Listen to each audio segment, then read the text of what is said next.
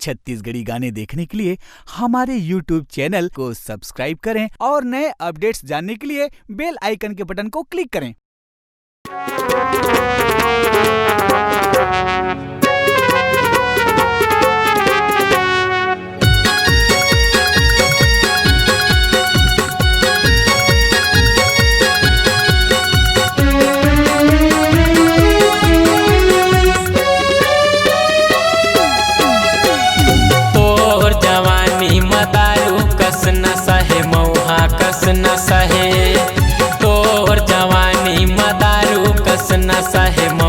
कस न सहे जेला पी के कुंवारा टूरा मात गए वो कुंवारा टूरा मात गए रे कुंवारा टूरा मात गए वो कुंवारा टूरा मात गए रे।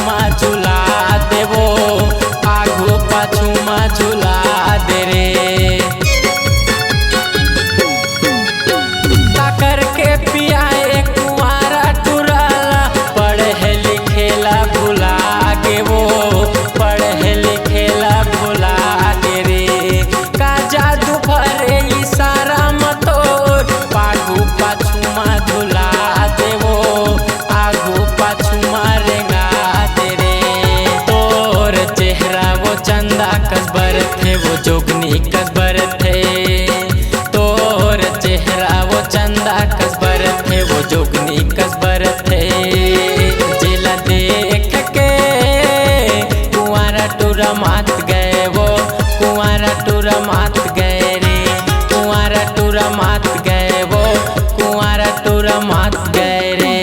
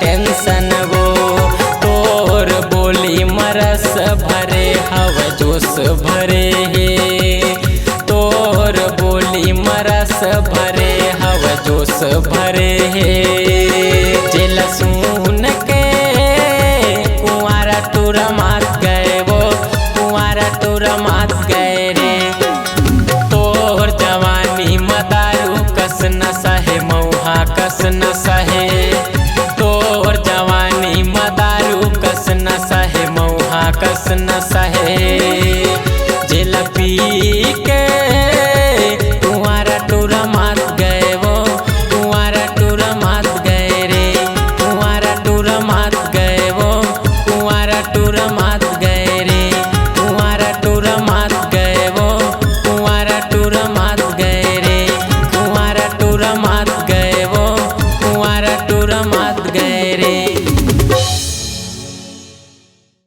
आपकी आपकी आवाज ही आपकी पहचान है। यदि आप अपनी आवाज को एक नया आयाम देना चाहते हैं तो चले आइए मल्टी ट्रैक डिजिटल रिकॉर्डिंग के लिए AVM audio video studio, Khamtarai, Raipur. Mobile number 9301523929 और 7869646201। यदि आप नए एवं पुराने गीत सुनना चाहते हैं तो avmgana.com में जाकर गाना फ्री डाउनलोड करें और YouTube चैनल में AVM गाना को सब्सक्राइब करें।